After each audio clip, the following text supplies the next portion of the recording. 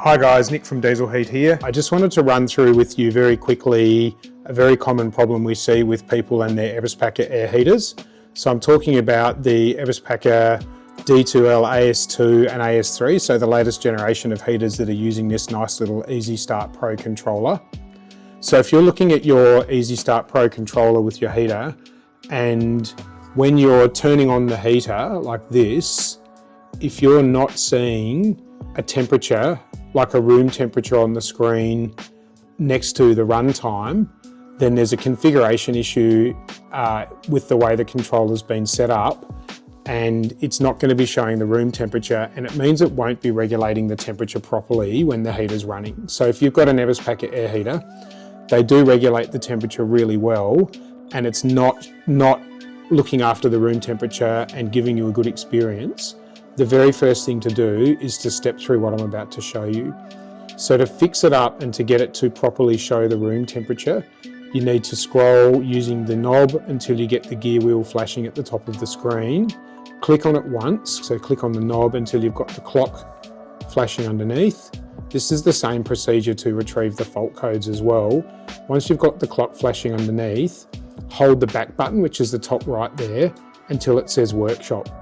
So I'm going to click through the workshop settings. So language we're not worried about, start departure we're not worried about, error memory we're not worried about today, this is for something different. Hour counter we're not worried about, maintenance control sensor is the first thing we need to check. So the control sensor is telling the heater which of the temperature sensors it should use to control the air temperature inside. So in most cases, if you click on that, you want to set that to control unit. It can also be set to air heater. So on air heater, it's using the air sensor inside the inlet of the heater. On control unit, it's using the air temperature sensor inside the little controller here. So set your control sensor to control unit and then click on that to press OK. Once you've set the control sensor, roll the wheel to the right and you'll go into the indicator sensor. So by default, when the heater's new, this will be set to none. And if it's not set to control unit by the installer, the heater is not going to show the room temperature on the screen, and it's not going to regulate the temperature properly. So select control unit, click on that.